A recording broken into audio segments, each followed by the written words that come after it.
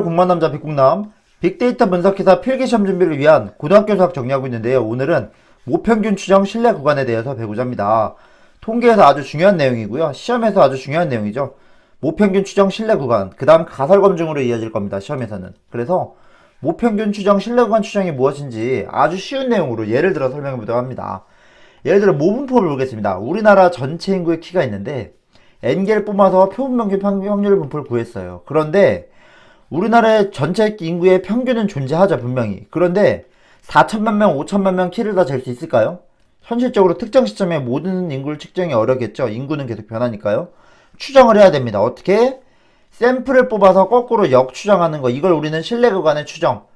신뢰구간이라는 말이 나오고 모평균을 추정하는 얘기가 나옵니다. 아시겠죠? 그런데 이제 이렇게 거꾸로 추정을 할 때 우리나라 인구의 구를 추정할 때 3명의 학생이 있다고 생각합니다. 이렇게 A 학생 먼저 보시죠. A 학생은 이렇게 말해요. 우리나라의 키 평균은 100에서 200cm 사이입니다. 이거 당연한 말 아니에요? 우리나라 키 전체 인구의 키 평균은 100cm에서 200cm 사이래요. 이거는 100% 정확하죠? 100% 정확하지만 이거는 우리가 좀 이건 나도 할 수 있겠다라는 생각이 드는 이유가 너무 구간을 넓게 잡았어요. 그죠?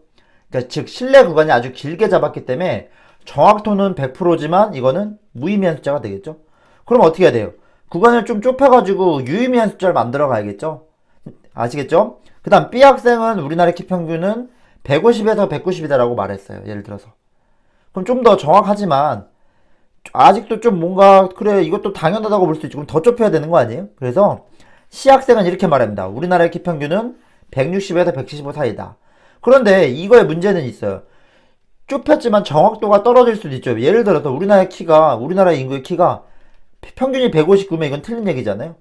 그러니까 구간을 좁히면은 틀릴 수도 있다라는 게 중요합니다. 그래서 신뢰도라는 거는 틀릴 수도 있는데 몇 프로 정도 맞을까? 이게 신뢰 구간의 추정입니다. 그래서 A, B, C, D라는 사람이 있는데 A는 100에서 200 사이입니다. 아주 길게 잡으니까 구간이 넓으니까 정확하지만 의미가 없다. 그 다음 150에서 190도 좀 좁혔지만 이것도 거의 100% 맞을 것 같죠. 우리나라의 키 평균은. 무의미해요. 그래서 아마 줄이고 나서 이 정도 줄이고 나면 유의미할 것 같은데 너무 좁히면 또 어떻게 될까요? 하필이면 이건 거짓이 될 수도 있죠. 왜냐하면 우리나라 실제 키가 뭐 키 평균이 168일 수도 있잖아요. 또는 우리나라 전체 인구의 키 평균이 162가 될 수도 있겠죠. 그죠?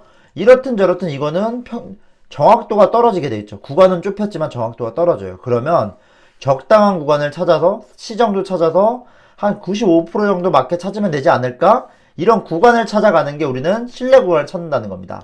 그래서 모평균을 찾긴 찾는데 적당하게 적당한 범위에서 적당한 정확도로 찾아가는 거. 이 퍼센테지 그러니까 틀릴 확률이 5%가 되겠죠. 이게 신뢰 구간의 추정입니다. 그래서 길이를 줄이면은 여기서 길이를 줄여가면 정확성이 떨어지겠지만 너무 줄이면 또 너무 정확하지가 않으니까 적당히 95%로 우리는 맞게 찾아보자. 이게 핵심 아이디어입니다. 그래서 우리는 뭐 99% 신뢰도로 추정하죠. 그러니까 99% 신뢰도라는 건 1%가 틀릴 가능성이 있는 걸 만들어 보는 거고 이걸 줄여가지고 그러니까 이걸 줄여서 한 1% 정도 틀리게 만들면 의미한 숫자라고 보겠다는 거고 한 95%라는 건 더 줄여가지고 이 정도면은 한 95% 정도 맞을 거다. 이런 식으로 찾아가는 게 우리 신뢰 구간의 평균입니다. 그래서 너무 구간이 넓으면 누구나 할 수 있는 얘기다. 너무 신뢰 구간이 너무 길어요. 왜냐하면 너무 범위가 넓잖아요. 그래서 너무 줄였더니 신뢰 구간은 줄어들었으나 정확성이 왜냐하면 우리나라 키 평균이 170일치 150일치 아무도 모르는데 이걸 너무 좁혀놓으면 틀린 말이 될 수 있으니까 너무 정확성이 떨어진다. 그래서 오늘 배울 내용들은 신뢰 구간, 신뢰도 추정의 모평균의 평균을 추정하는 내용이고 오늘 수업에 앞서서 앞에 영상을 공부하시고 오시면 도움이 됩니다. 그래서 제 앞에 영상에서 정규분포의 표준화라는 내용을 정리했었고요. 표준화. 그 다음 두 번째로는 중심극한 정리, 지난 시간에 정리했죠. 이 두 가지를 미리 공부하고 오시면 도움이 되실 겁니다. 아시겠죠? 그래서 오늘 내용 간단하게 지난번에 했던 내용들을 한 번 더 리뷰하는 차원에서 말씀을 드릴게요. 정규분포가 있을 때 평균에서부터 표준화해서 1.96이라는 건 무슨 소리냐면은 1.96 시그마만큼 떨어진 거예요. 이게 중요합니다. 뭐라고요? 1.96 시그마. 왼쪽으로 1.96 시그마만큼 떨어지면 우리는 95%가 된다. 이 시그마는 표준 편차예요. 그 다음에 오른쪽으로 2.58 왼쪽으로 2.58만큼 2.58 배만큼 빼주면은 2.58 시그마만큼 빼주면은 99% 정도의 신뢰도가 나와요. 즉 우리나라 키 평균이 여기서 여기야. 우리나라 키 평균이 여기서 여기서 말하면 이 정도 믿을 만한 숫자가 나올 겁니다. 아시겠죠? 적당히 좁힌 구간이 나오겠죠? 그래서 오늘 수업의 내용은 이런 겁니다. 모집단이 있을 때 지난번 영상처럼 샘플을 뽑았어요. 평균을 냈어요. 그 평균의 분포가 표본 평균의 분포였죠. X바. 그런데 중심극한 정리가 뭐였냐면 모집단에 상관이 없이 n이 충분히, 이 말이 중요하죠. 이게 이게 정규 분포일 필요가 없어요. 얘는 정규 분포일 필요가 없는데 어떤 집단이 있을 때 n이 충분히 크면은 x바 표본 평균의 분포는 정규 분포를 따르면서 뭔지 모르겠지만 이거의 표준 편차가 루트 n으로 줄어진다라는 게 중심극한 정리였어요. 즉 x바가 정규 분포가 나온다는 거에 의미가 있습니다. 정규 분포가 나온다는 거는 1.96 정도만 잡아도 95%가 되고 정규 분포라는 거는 2.58만 잡아도 2.58만 잡더라도 99%를 만들 수 있다는 걸 의미하죠. 여기서부터 출발합니다. 중심극한 정리. 그래서 중심극한 정리에 의해서 집단의 분포와 상관없어도 되고 만약에 이게 정규 분포라면 이건 그치 크기랑 상관없이 무조건 또 성립하는 거죠. 이게 정규 분포면 이건 무조건 맞는 말입니다. 그래서 오늘의 수업은 지난번 수업과 달리 이거를 모른다고 생각하는 거예요. 모집단의 평균을 몰라요. 우리나라 키 평균을 몰라요. 다만 이건 어느 정도 알고 있다고 가정을 할게요. 이거는 널리 퍼져 있다, 널리 알려져 있다 가정을 하게 되면은 어쨌든 우리는 이 정규 분포로부터 거꾸로 평균의 범위를 추정을 할 겁니다. 아시겠죠? 그러니까 샘플 가지고 원래 조그만 거 가지고 큰 거를 추측하는 거죠. 그래서 결론부터 말씀드리겠습니다. 1.96이라는 숫자가 등장을 해요. 그 다음에 2.58이라는 숫자가 증가해요. 이거 무슨 소리냐면 표준 정규 분포 포에서 1.96이 될 때가 딱 넓이가 95%가 나오거든요. 근데 이건 표준 정규 분포고 원래 집단에서는 X에서부터 1.96 시그마인데 여기 표준 편차가 들어가야 되는데 이게 표준 편차가 여기 있죠. 그래서 여기 1로 오는 겁니다. 표준 편차가 이렇게. 여기 알겠죠? 그래서 표준 편차가 들어와서 원래 표본 평균에서 1.96만큼 떨어지게 되면은 그 사이에 평균이 있다고 말을 하는 겁니다. 그거는 95% 믿을만 하다. 아시겠죠? 그 다음 2.58만큼 오고 표준 편차만큼 오면은 그때는 99%. 이거는 예제를 봐야 됩니다. 여러분들 지금 방금 이것 때문에 포기할까 이런 생각하실 수도 있어요. 물론 잘 아시는 분들은 되게 쉬운 내용이고 어려워하시는 분들이 있어서 제가 문제를 만들었습니다. 그래서 한번 보겠습니다. A 제품 무게를 조사하기 위해서 임의로 몇 개를 뽑아요? 100개. 그러니까 표본의 크기를 100개를 뽑았다는 거예요. 이게 표본 X바를 100개를 추정했다는 소리입니다. 그런데 그거의 평균이 500이래요. X바가 500이래요. X바가 500. 그런데 정균풀 따른다가 알려져 있대요. 아시겠죠? 근데 그거의 표준 편차 제가 오타가 있는데 표준 편차는 50으로 가정을 하겠습니다. 아시겠죠? 뭐라고요? 시그마가 50이라고 가정을 할게요. 그때 뭐래요? 표준 편차가 50이고 평균이 500일 때 뭘 추정해라?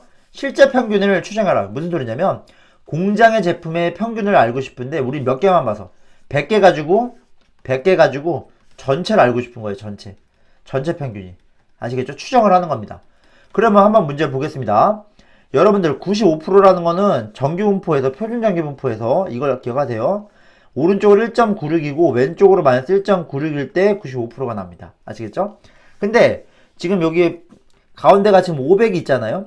그럼 어떻게 하면 되냐면은 여기 평균 분산이 표준 편차가 50이라고 알려져 있거든요. 이건 제가 답을 한번 보고 하겠습니다. 제가 이거 앞에 문제가 틀렸는데 이걸 한번 보고 말씀드릴게요. 100개를 뽑았는데 평균이 이거고 요게 이거였다. 원래 평균을 추정해라라고 말을 하고 있거든요. 그 소리는 뭐냐면 이건 아까 그 중심극한 정리에 의해서 루트 100분의 50이 표준 편차가 될 겁니다. 그럼 5가 표준 편차가 돼요. 무슨 소리냐면 표준 편차가 요거만큼 있고 표준 편차에다가 오른쪽으로 왼쪽으로 1.96만큼 가면은 넓이가 95%가 된다. 그러면 이렇게 하면 됩니다. 1.96에다가 표준 편차. 근데 표준 편차가 50이면은 100개 샘플 뽑았을 때는 루트 100분의 50이다. 그 다음 루트 100분의 50이다. 하게 되면은 이런 식으로 나오게 될 거고 요렇게 하게 되면 이런 말이 나옵니다. 결론적으로 숫자를 계산하게 되면 이렇게 나와요. 무슨 소리예요? 우린 이 공장의 제품 무게의 평균은 490.2에서 509.8 정도가 평균이다라고 하면은 예를 들어서 실제 평균이 490일 수도 있잖아요. 그 다음 실제 평균이 510일 수도 있잖아요. 이럴 확률이 1.96으로 잡으면 요 바깥에 있을 확률이 5%밖에 안 되는 거예요. 즉 여러분께서 만약에 이런 상황에서 A 제품의 공장의 제품의 물건은 490.2에서 509.8g 사입니다라고 말을 하는 순간 95% 정도 맞는 말을 하고 있는 거예요. 이게 신뢰구간 추정입니다. 아시겠죠? 그래서 이제 결론, 이제 이거는 제가 고등학교 수학은 아니고 고등학교 수학에서는 아마 대략 한 요 정도만 나올 거예요. 1번, 2번 정도. 근데 빅데이터 분석기사에서는 3번까지 나와서 오늘은 언급만 하고 다음에 더 심화 있게 영상을 준비하려고 합니다. 오늘은 고등학교 수학 위주로 하고 있죠. 그래서 말씀드렸죠. 1.96, 2.58만큼 한 다음에 표준 편차가 아닙니다. 왜냐하면 x바는 n개 뽑았죠. n개 뽑았죠. 그러면은 표준 편차 루트 n으로 나눠줍니다. 아시겠죠? 그래서 오른쪽으로 1.96 시그마만큼 가고 왼쪽으로 1.96 시그마만큼 가면 그때가 넓이가 95% 정도 나오고 이 구간에 있다고 말을 하면 여러분들은 95% 맞는 말을 하는 겁니다. 아시겠죠? 똑같은 얘기로 왼쪽으로 2.58만큼 가면 됩니다. 라고 하고 있는데 중요한 거는 이 분산이 일반적으로 공장의 분산이 알려져 있다고 하지만 안 알려진 경우도 있죠. 그죠? 그럴 경우는 우리가 구해야 됩니다. 분산을 직접. 몇 개 가지고? 100개 가지고. 아까 같은 경우에 물건은 100개 가지고 표준편차를 직접 구해서 여기다 대입을 해야 될 수도 있어요. 여기는 표준편차 아니고 원래 모집 단위고요. 이건 우리가 직접 다시 계산을 해야 될 수 있어. 언제? 충분히 클 때. 그러니까 뭐 30 이상일 때 우리는 여기다 넣어서 이런 식으로 분산을 계산해서 그걸 직접 넣으면은 2번도 성립합니다. 다만 충분히 큰데 충분히 작을 때도 있겠죠. 작을 때는 정규분포가 아니죠. 이런 숫자를 못 써먹어요. 이런 숫자를 못 써먹기 때문에 여기가 정규분포 숫자가 아니고 나중에 배우겠지만 T분포 숫자가 여기서 등장을 하게 됩니다. 아시겠죠? 그래서 1번은 맞는 말이고 2번도 맞긴 맞는데 중심극한 정리에서 대략적으로 맞는데 이걸 쓰는데 만약에 n이 작다 뭐 30 이하다 뭐 10이다 이러면은 이거를 여기를 뭐로 써야 되냐면 T분포 숫자를 갖다 써야 된다. 요거 알고 계세요? 그래서 오늘 수업 표준화 지금까지 복잡하게 들으신 분들을 위해서 조금 더 설명해보자 합니다. 정규분포 표준화라는 거는 아까 말씀드렸듯이 오른쪽으로 K 시그마만큼 가면은 여기다 대입해보면은 K 시그마 나누기 시그마라는 게 이렇게 지어지게 되니까 지어져서 몇 칸 갖느냐로 바꿀 수가 있어요. 그래서 여기서 넓이가 95일 때 이게 1.96이면은 이쪽으로 오게 되면 1.96 시그마 떨어진 거로 알 수 있고요. 만약에 이 넓이가 만약에 99%면 여기가 2.58이니까 1로 다시 거꾸로 넘어오면은 2.58 시그마 떨어진 걸로 볼 수 있어요. 그게 표준화입니다. 아시겠죠? 그래서 면적이 같으니까 여기서 면적을 구하고 거꾸로 오자. 그래서 여기서 K는 K 시그마, 2면 2 시그마. 즉 여기서 10이면은 시그마 2니까 두 칸 왔으니까 14다. 뭐 이런 식으로 보시면 되십니다. 아시겠죠? 그래서 말씀드렸듯이 시그마 시그마 시그마면은 여기서는 거꾸로 가는 거, 거꾸로 갈 수 있다는 얘기는 뭐냐면 이런 겁니다. 오른쪽으로 이만큼 떨어졌어요. 평균이 10이고 분산이 2면은 10에서 2만큼 갔으니까 10은 한 1시그마 온 거죠. 그러니까 한 칸 왔죠? 그러니까 이게 1이 되는 거로 볼 수 있고 1이 된다는 건 그래서 거꾸로면은 1시그마다. 2가 된 거는 2시그마라도 14다. 3이 되는 거는 거꾸로 3시그마라도 16이다라고 볼 수 있는 겁니다. K시그마. 아시겠죠? 아시겠죠? 그래서 요거를 표준화하면 요렇게 된다는 건 요런 의미로 들 수 있다.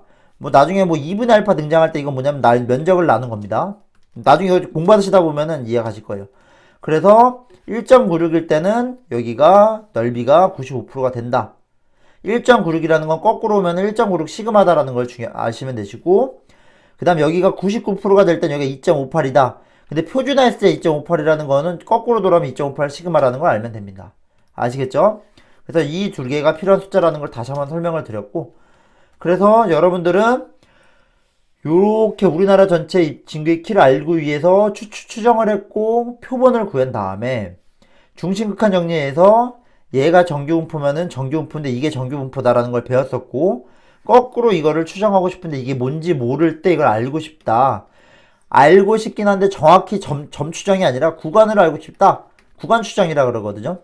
그래서 몇에서 몇 사이일까 알아보는 거고 그래서 오른쪽에 표본분포 쪽이 이게 와야 되는데 이거를 대략 어느 구간에 있을까 알아보자 이런 겁니다. 아시겠죠? 그래서 중심극한 정리에서 표본 평균은 정규분포를 따르고 그 소리는 뭐냐면은 x 바라는 건 이걸 기점으로 좌우에 95%가 되면은 x 바라는 건 이 안에 있어야 되잖아요. 이게 중요한 건 이게 공식을 왜 그런지 모르시는 분들 위해서 저는 이게 좀 이해가 안 가서 정리를 했습니다. 만약에 지금 조금 어려우신 분들은 앞에 다시 영상 돌려서 암기를 하시면 되시고, 지금까지 따라온 걸 다 이해하신 분들은 조금만 더 이해하시면은 본인 자기 걸로 만들 수가 있을 거예요. 그래서 말씀드렸죠. x바라는 거는 정규분포를 따르니까 이 정도 범위 안에 있으면 95%가 될 건데, 부등호를 1번과 2번으로 나눕니다. 1번을 만약에 오게 되면은 요거를 얘를 넘기게 되면은 다시 이렇게 평균 가지고 모분상 가지고 부등호를 만들 수 있고, 오른쪽 부등호를 가지고 또 만들면은 이걸 요걸 넘기게 되면 또 이렇게 부등호를 만들 수가 있습니다. 그래서 이식과 이식을 조합하면 거꾸로 이런 걸 알아낼 수 있어요. 즉 무슨 소리냐면 얘는 가운데가 표본 평균이었지만 오른쪽으로 넘어오게 되면 뭐예요? 가운데가 모분산으로 모평균으로 바뀌어요. 그래서 모평균은 항상 특정 하나의 표본에, 이건 표본 평균이 아니라 특정 하나의 표본으로도 볼 수 있겠죠. 그래서 특정 표본에 좌우로 이 정도 있는 걸로 볼 수 있다라는 게 이 부등호의 핵심입니다. 그래서 오늘의 배운 내용들을 키아이들 쭉 종합을 해봤습니다. 충분히 크면은 이 집단이 정규분포처럼 될 거고, 정규분포가 된다는 거는 중심극한 정리에서 얘 가지고 면적으로 1.96, 2.58 이런 걸로 추정을 할 수 있겠죠. 그런데 만약에 이걸 알고 있으면 다행인데, 이걸 모를 때는 분산을 집어넣어야겠죠. 근데 여기다가 분산을 집어넣는다는 건 뭐냐면, 한 샘플에 대해서 예를 들어서 100개 뽑았으면은 그 100개의 표준 편차를 넣어주면 됩니다. 충분히 클 때는 이렇게 성립을 하는데, 충분히 작을 땐 이 분포가 정규 분포가 안 됩니다. 중심극한 정리가 안 통해요. 그럴 때 뭐냐면 T분포 숫자를 넣어야 된다. T분포 숫자의 정체는 빅데이터 분석기사 시험에서 나올 수 있는데, 내용을 나올 수 있는데, 이건 다음에 고등학교 수학 아닐 때 정리해드리겠습니다. 오늘은 문과생들을 위한 고등학교 수학 개념 정리를 해서 빅데이터 분석기사 통계를 이해하는 데 있는 거죠. 그래서 다음 시간에는 좀 오늘 했던 내용을 문제를 보면서 이해하면 오늘 내용이 다시 이해갈 겁니다. 그래서 문제 이용할 거고요. 그 다음 내용은 마지막으로 아마 모듈이라는 걸 정리할 겁니다. 마지막으로. 고등학교 수학에서 모듈이라는 내용이 나오는데, 저희 빅데이터 분석 기사에도 모듈이라는 내용이 등장하기 때문에 다음 영상에서는 그 내용을 정리하도록 하겠습니다. 여러분들 긴 영상 시청해주셔서 감사하고요. 오늘 내용 좀 어려울 수도 있어요. 하지만 이런 게 있다. 흐름 정도만 따라오시고 문제 푸시면서 보시면은 조금 더 도움이 되실 겁니다. 그러면은 다음 시간에는 좀 더 유익한 영상으로, 도움되는 영상으로 찾아뵙겠습니다. 감사합니다.